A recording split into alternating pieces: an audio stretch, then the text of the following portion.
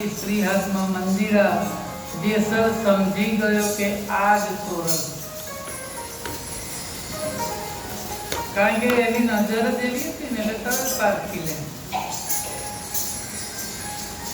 નાગ પણ તોડી, ઘોડી તોડી ને તોડી તલવાર. હવે આવો વિહામણો ચહેરો જોયો, કાળા કપડા માટે પેલી ઘોડી હતી ને તે હણહણી અવાજ કરવા માંડી. સતી ઘોડીએ અવાજ કર્યો, અરે કાઠી, મને હજુય હરિમય બન્યો નથી. તમે ક્યાં મન ગયું તમારું કે હજુ તમે હરિમય બન્યા નથી? તોરલ કે છે સાસતિયાને, તમને ઘોડીનો અવાજ આવે પણ મને તો કઈ આવે નથી. હજુ તમે હરિમય બન્યા નથી. તમે જો એકવાર જઈને જોઈ આવો તો તોરલ ધીમી ગતિએ ચાલ્યા છે. ઘોડી બીજી વાર ત્રીજી વાર જોરથી હણહણવા લાગી. બાપ ધીરી રે મધરાતે આવડો શોર છે માટે કરે છે. સાધુડાના ભજનમાં ભંગ પડાય માવડી, ઘોડીને કહે છે તોરલ. કોઈથી આવો ઉત્પાદ નથી કરતી ને આજે કેમ?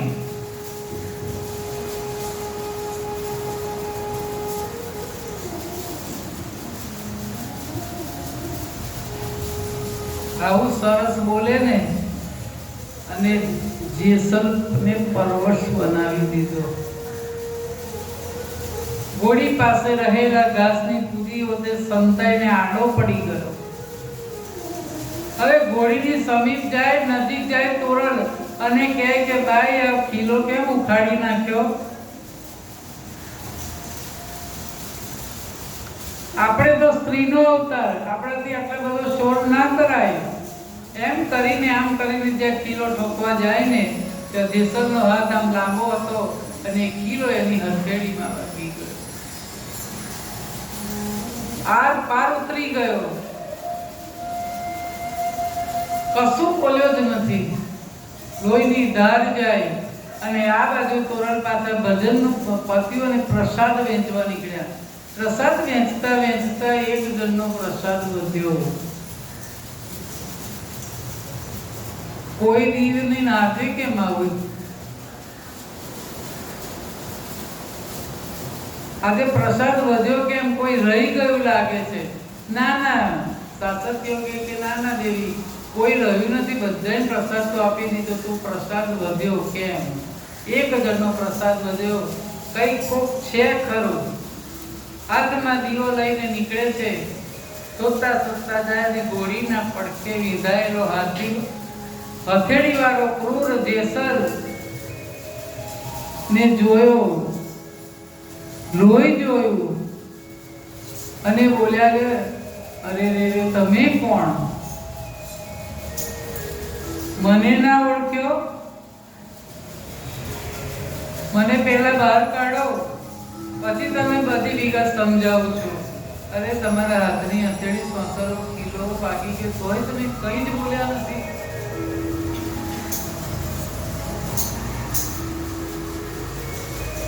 જેસલ ને તોરલના શરીરમાંથી અદ્ભુત સુગંધી આવે છે. જે સતી હોય ને, એના શરીરમાંથી સુગંધી આવે છે. જેસલ ઉભો થઈ ગયો અને આમ વાળના જટિયા સરખા કરતા બોલ્યો કે હું કચ્છ વાળો જેસલ જાડેજા. પણ ડરતા નહીં.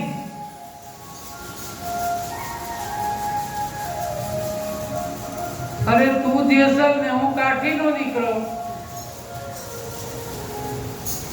ભૂતકાળમાં તારા જેવા જ મેં પાપ કર્યા હતા અને આજે તોરલની સાથે મારા વિવાહ થયા અને એની સાથે મળ્યા પછી આ હિંસા ને આ બધું મેં બંધ કરી દીધું અને મને ભક્તિના માર્ગે ચડાવી દીધો.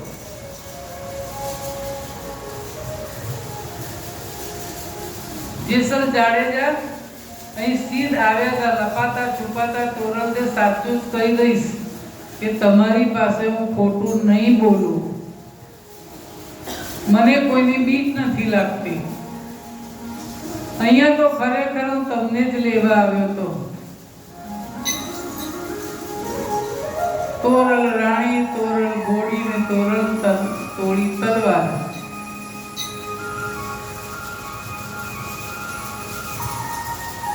હું મેણાનો માર્યો અહીંયા આવ્યો છું.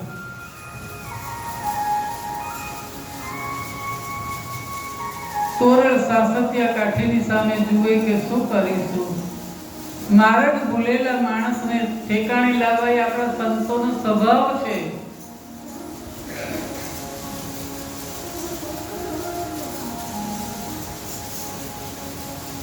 હું તો એમ કહું છું કે હું એની સાથે નીકળી જાઉં અહીંયાથી.